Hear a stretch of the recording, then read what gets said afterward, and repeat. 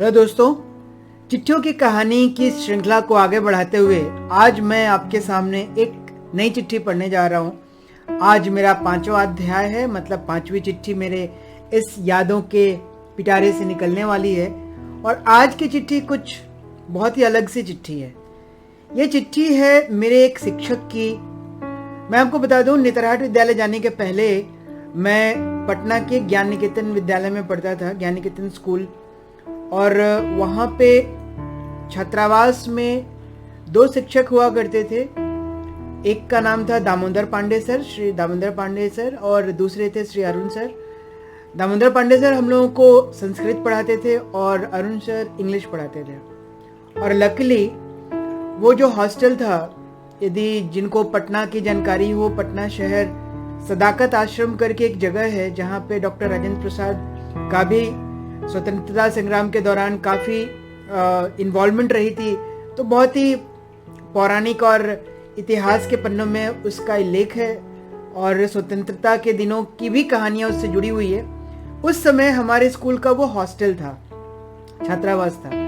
Hostel बहुत बड़ा था और हॉस्टल वार्डन के नाम पे मैडम थी। वो मैडम भी बहुत फेमस हैं, यदि आप लोगों को पता हो तो। पटना में जो महावीर मंदिर है स्टेशन के जस्ट सामने, उसमें एक ट्रस्ट है जो कि हमारे बहुत ही senior IPS officer Shri Kunal ji हैं, किशोर कुणाल उनका पूरा नाम है।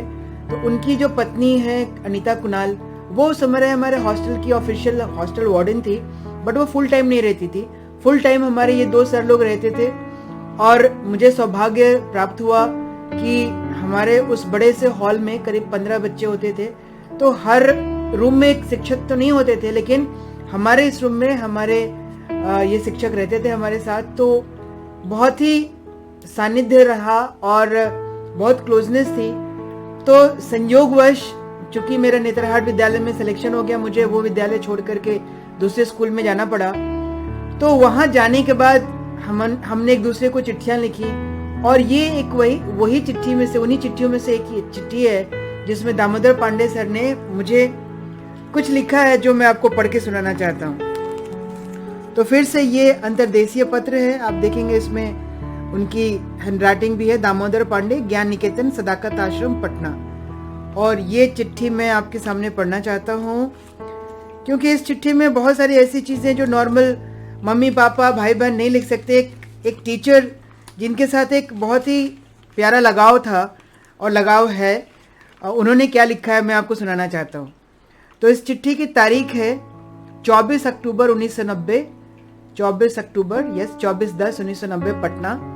शुरुआत किया है उन्होंने श्री गणेशाय नमः से। और उन्होंने लिखा है, चिरंजीवी आलोक जी, शुभाशीर्वाद। आपका पत्र मिला। पत्र भेजकर एक आनंद कलश भेजने का काम आप किया करते हैं, मैं तो यही मानता हूँ। देखिए कितने सुंदर शब्दों का उन्होंने प्रयोग किया है। आनंद कलश, पत्र को उन्होंने आनंद कलश से संबोधित किया है, उसकी तुलना की है। आप अपने पत्र में जो वाक्य लिखते हैं उसे मुझे पढ़ना नहीं पड़ता, बल्कि वे मानो आपकी आवाज में ही स्वयं बोलकर मुझे आपका संदेश दिया करते हैं। मेरी आंखें थोड़ी सी भावुक हो रही हैं क्योंकि इतना प्यार, इतना अपनापन एक टीचर के प्रति। मेरा सौभाग्य है कि मैं हर बार ही अपने टीचरों के साथ काफ़ी संयोग रहा, बहुत क्लोज रहा हूँ हर एक टीचर के साथ।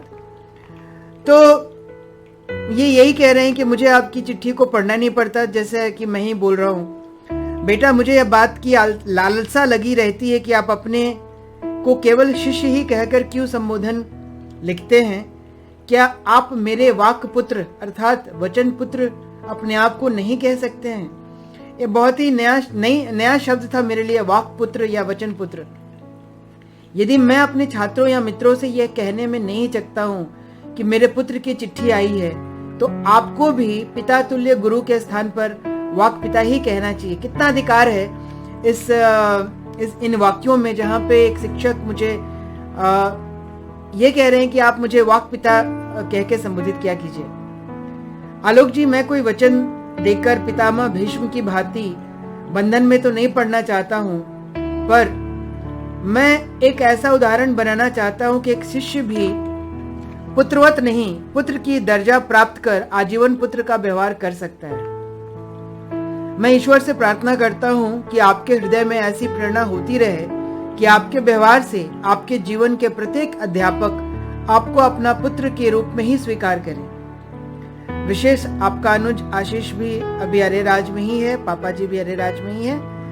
नोट में उन्होंने लिखा है, समृद्ध अध्ययन के साथ स्वास्थ्य का भी ध्यान रखेंगे, आपका वाक्पिता दामोदर पांडे। तो मैं दोस्तों आपको ये बताना चाहता हूँ कि ये चिट्ठियां ऐसी यादों को संजोए हुए हैं। कैसे उन्होंने अपने हाथ से मुझे खाना खिलाया है, कैसे उन्होंने एक पिता की तरह हॉस्टल में हजारों बच्चे थे, मतलब मैं देखूं यदि ध्यान करूं तो करीब करीब 800-900 बच्चे रहे होंगे, करीब करीब 1000 उस हॉस्टल में।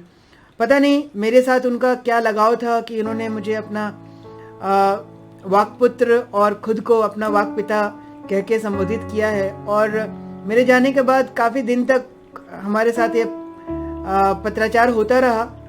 मुझे आज की डेट में पता नहीं है, फिर से मैंने बताया कि ज़िंदगी में चीज़ें बढ़ती जाती हैं, कुछ चीज़ें छूटती जाती हैं, लेकिन यादें और अपनापन कहीं नहीं जाता।